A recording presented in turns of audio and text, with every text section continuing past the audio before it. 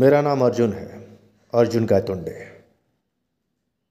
और आज मैं आपको अपने जीवन की एक बड़ी घटना बताने जा रहा हूँ।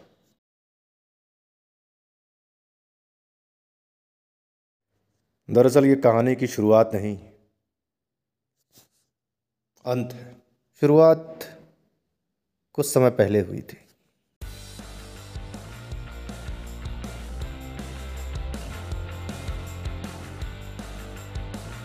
कुछ समय पहले मैं काफ़ी हताश और निराश था अपनी ज़िंदगी से। होता भी क्यों ना, मेरी ज़िंदगी की सबसे कीमती चीज़ मेरी बेटी थी, जो कि ब्लड कैंसर के लास्ट स्टेज पर थी। डॉक्टरों का कहना था कि उसके इलाज के लिए कम से कम 10 लाख रुपए चाहिए। अब मेरे जैसा इंसान 10 लाख रुपए कहाँ से लाएगा? कभी कभी तो मन करता है कि आत्महत्या कर लूं। दारू पीता, रात भर सोचता, कुछ समझ में नहीं आता।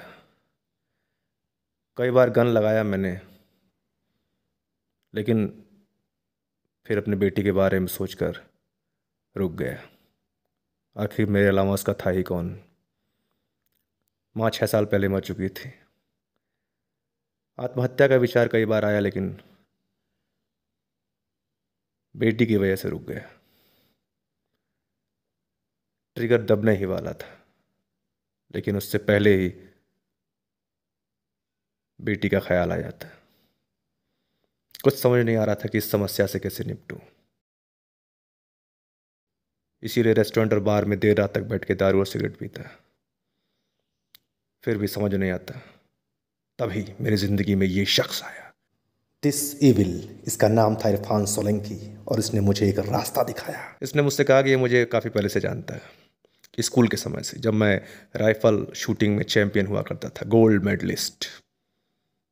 इसने मुझसे कहा कि ये मेरी मदद कर सकता है।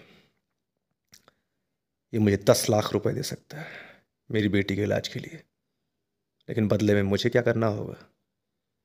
उसने बताया, शहर के एक बहुत बड़े बिजनेसमैन का मर्डर करना होगा। पहले तो मैं हिचकिचाया, क्योंकि मैं राइफल शूटिंग चैंपियन था, मर्डरर नहीं। लेकिन उसने कहा कि बेटी को बचाना है तो ये काम तो करना ही होगा। खैर, मैं तैयार हो गया, और मैं कर भी क्या सकता था? मेरे पास दूसरा कोई रास्ता नहीं था। और उसने मुझे पैसे देने की बात कही। मैंने उसकी बात मान तो ली, लेकिन मन अंदर ही अंदर बेचैन हो रहा था। पहली बार मैं किसी का मर्डर करने जा रहा था। मैं उससे जानना चाहता था कि वो ऐसा क्यों करना चाह रहा है। लेकिन उसके पहले मैंने अपनी बेटी को आखिरी बार देखा।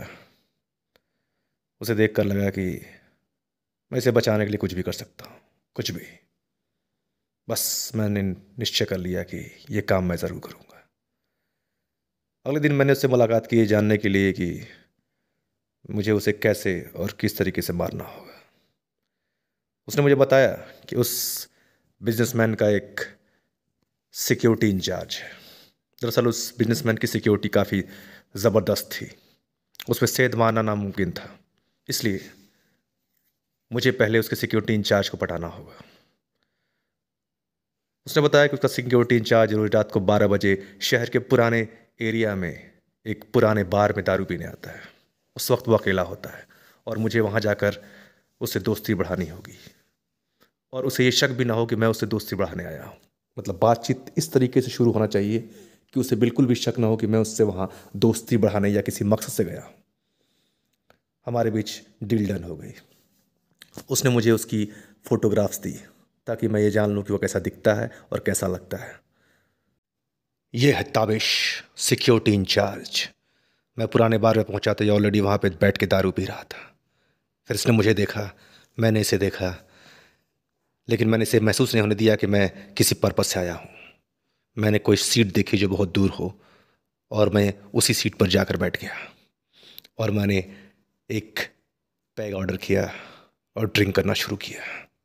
पहले दिन मैंने इससे कोई बातचीत नहीं की। मुझे सख्त हिदायत दी गई थी कि इससे दोस्ती नॉर्मल तरीके से नहीं करना है। कुछ ऐसी घटना घटनी चाहिए जिससे इसे लगे कि बातचीत नॉर्मली शुरू हुई है। इसीलिए मैंने एक दिन अपना पर्स गिरा दिया, और इसने मुझे टोका कि आपका पर्स गिर गया है। और बस मुझे बहाना मिल गया बातचीत स्टार्ट करने का। और फिर हमारे बीच बातचीत शुरू हो गई और हम रोज रात को बार में मिलते, दारू पीते, हंसी मजाक करते और बातचीत करते। हमारे बीच काफ़ी अच्छी बॉन्डिंग हो गई थी। एक बार जब वो बहुत ज़्यादा बैग पी लेता और उसे चढ़ जाती तो बहुत सारे सीक्रेट शेयर करता, बहुत सारी बातें करता। मैं भी उसकी बातों में हाँ मिलाता। इस तरह से हमारी बॉन्डिंग काफ़ी मजबूत हो गई।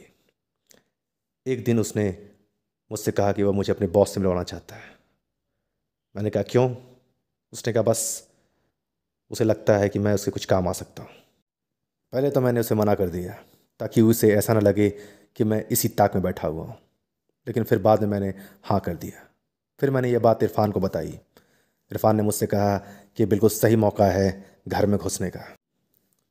हमने तय किया कि एक बार घर में घुसने के बाद धीरे धीरे उसकी सिक्योरिटी के बारे में जान जाएंगे और फिर उसे मारने में आसानी होगी।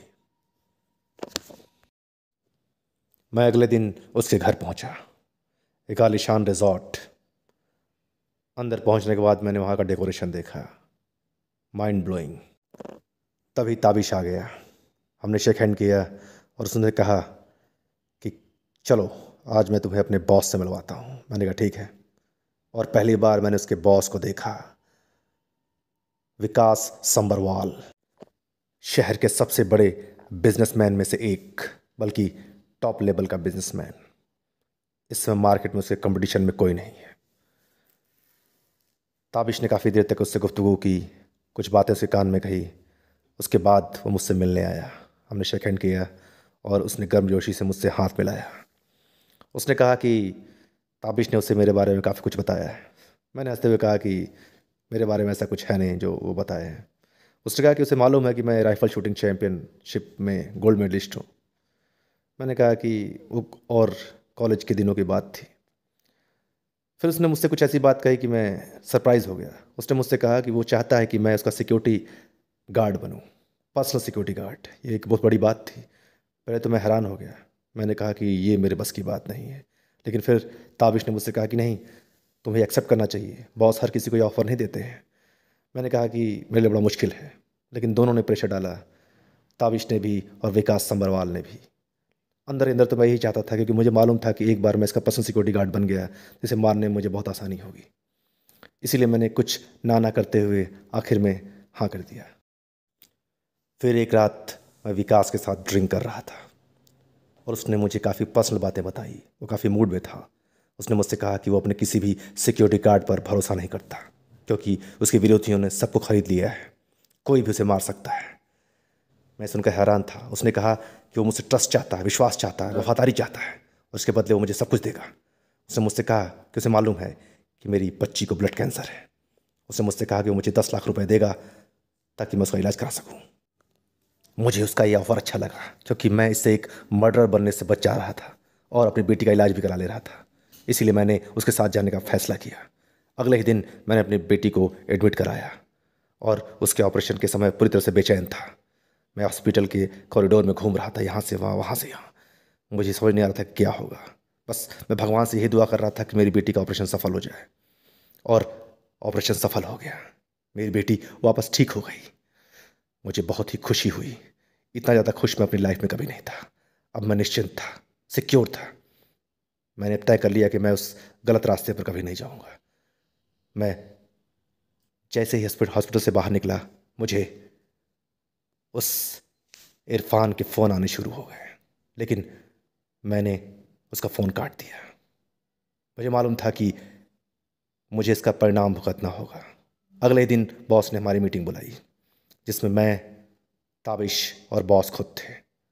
हमारे बीच में ये बात हो रही थी कि बॉस की जो नई डील है वो सक्सेसफुल हो गई, और इसी खुशी में बॉस ने एक पार्टी दी है। बॉस का कहना था कि उसकी इस नई डील से उसका मार्केट पर 95% कब्जा हो जाएगा, और हम सब खुश थे। हमने चीयर अप किया। उस रात हमने बहुत ही खुशी से ड्रिंक किया और बहुत इन्जॉय किया। बॉस भी खुश थे, मैं भी खुश था, क्योंकि मेरी बेटी का इलाज हो चुका था। बस इसी मौके की तलाश थी मुझे। हम ड्रिंक कर रहे थे, इन्जॉय कर रहे थे। मैं भी खुश था। तभी एकाएक ताबिश ने बॉस को गोली मार दी।